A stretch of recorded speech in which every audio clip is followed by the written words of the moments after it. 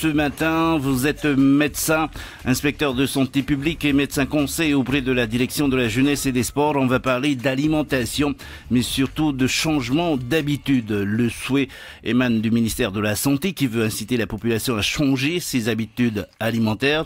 Pour certains, c'est plus facile à dire que le faire. Comment changer le comportement? Tentez, Yorana. Yorana, le changement de comportement, effectivement, c'est le plus difficile à réaliser. On se rend compte que la population a la connaissance des informations que l'on voulait faire passer sur le sucre et les dangers du sucre. Donc il y a eu plusieurs campagnes menées par la direction de la santé et le ministère de la Santé à cet effet. Donc la population a vraiment cette connaissance. Le problème, c'est ce changement de comportement alimentaire. On veut le faire dans la tête, mais physiquement, on ne se bouge pas, c'est un peu ça. Voilà, c'est le passage, c'est le déclic, c'est le starter. Et donc le ministère de la Santé et la direction de la Santé souhaitent changer de stratégie, compléter celle qui était donc mise jusqu'alors et axer sur le changement de ce comportement et non plus sur l'information. D'accord. Le changement, il faut le faire, parce que 70% de la population est en surpoids, dont 40% au stade d'obésité, c'est énorme. Oui, c'est énorme. C'est-à-dire qu'on arrive dans les chiffres les plus élevés au niveau international avec les autres pays du Pacifique. Et là, il y a lieu effectivement que toute la population prenne connaissance et conscience, à la fois, bien sûr, le gouvernement, et c'est chose faite, les politiques, les représentants de l'APF, mais toute la société civile, les familles et chaque individu. Alors, est obèse ou bien comment est calculé l'indice de poids corporel d'une personne? Est-ce qu'il y a un calcul que les auditeurs peuvent se faire chez eux? Oui, alors il y a un indice de masse corporelle, c'est un calcul très simple.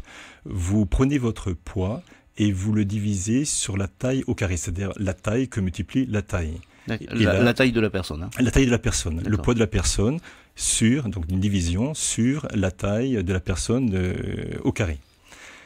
Et à partir du chiffre que l'on obtient, on peut effectivement avoir un reflet si il y a un cumul de risques et ça met donc la puce à l'oreille au médecin qui prend donc en charge la personne pour dire oui, vous cumulez, vous êtes dans la zone rouge ou dans une zone de confort. Donc si vous êtes dans la zone rouge, faites attention et essayez de changer votre comportement et votre façon de vivre. Zone rouge, je ne vais pas dire que ça passe, mais les Polynésiens sont en zone rouge vif, c'est urgent d'agir. Ah oui, c'est vraiment urgent d'agir. Donc par rapport à ce rapport, la moyenne est entre 18,5 et 25. Bon, c'est un chiffre qui ne veut rien dire en lui-même, mais ça permet en fait de repérer si l'individu prend plus de risques qu'il ne faudrait. Alors l'indice corporel est calculé par rapport à un indice de métropole, un indice caucasien, c'est ce que vous avez dit. Voilà, donc c'est-à-dire que cet indice-là, les enquêtes tournent autour de l'utilisation de cet indice et il est basé sur, on va dire, ce qu'on appelle la race caucasienne, c'est-à-dire la race blanche. Alors, il y a lieu de le pondérer par rapport aux Polynésiens, puisque le Polynésien a une ossature forte. Qui n'a pas le même physique. Voilà. Et le Polynésien n'a pas du tout la même stature, la même ossature que la race blanche.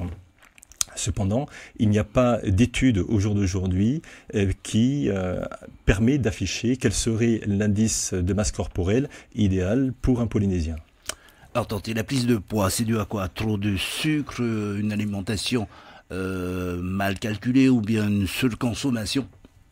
La prise de poids, en fait, c'est le résultat d'un équilibre ou d'un déséquilibre entre les entrées et les sorties.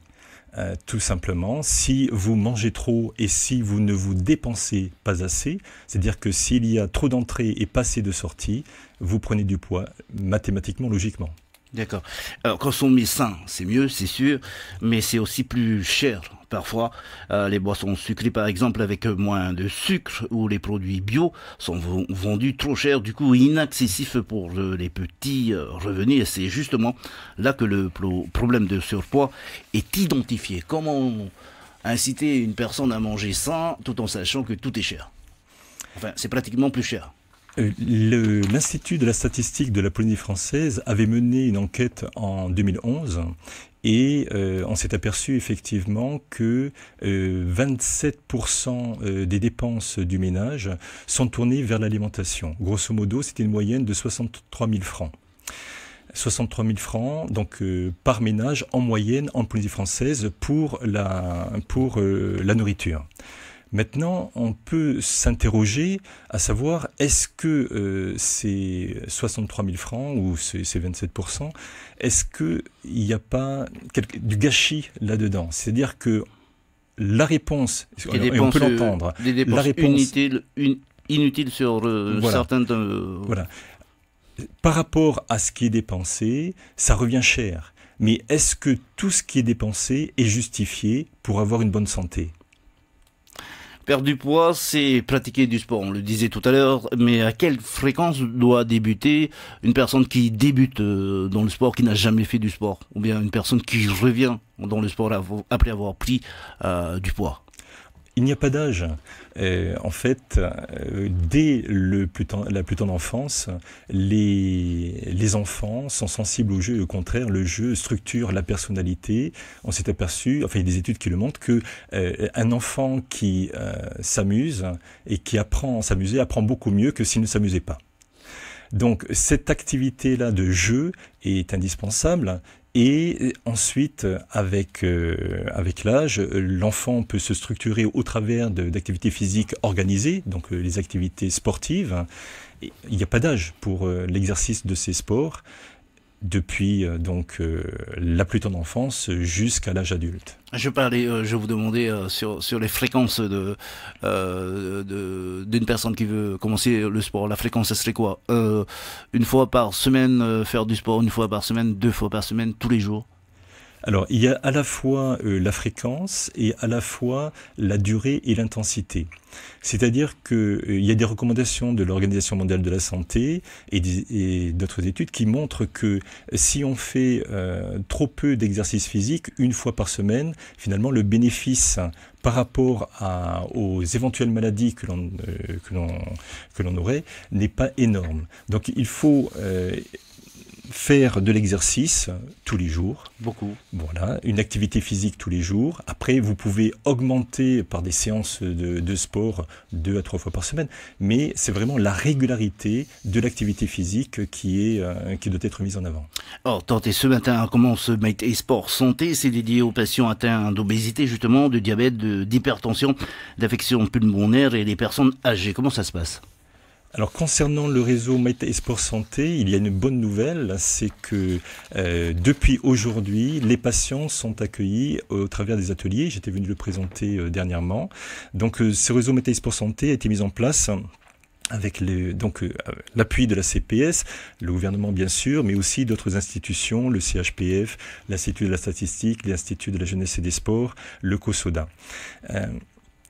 Par rapport à ces ateliers qui sont destinés aux patients, puisque nous menons une expérience pilote avec la prise en charge de 145 patients, et donc le top de départ, c'est aujourd'hui. Ces patients sont en cours d'être contactés par les éducateurs sportifs qui vont les prendre en charge. Si jamais ils ne recevaient pas de coup de fil aujourd'hui, qu'ils n'hésitent pas à appeler le réseau Métis Sport Santé au 40 50 27 70 et demander donc le réseau Métis Sport Santé. Ils sont 145 patients, c'est ça? Alors, ils sont 145 patients attendus dans ces ateliers de Qigong, de natation, d'athlétisme, de karaté, de basket, d'aviron et de multi-activités. Bon, c'est une expérience pilote, on commence petit, mais c'est une bonne chose.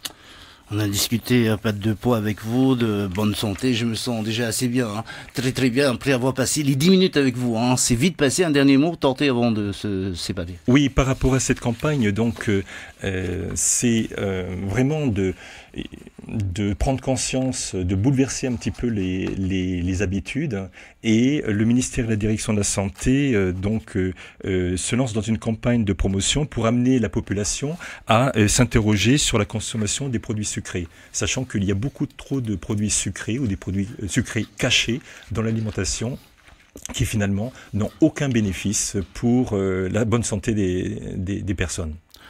On reviendra sur ce sujet très prochainement. Tanteko Jean, je vous remercie d'avoir accepté notre invitation. Je le disais, 10 minutes, c'est trop court pour parler santé. Mais bon, on va essayer de faire la demande à la direction. Merci, en tout cas, pour votre visite ce matin parmi nous. À bientôt. Maruru.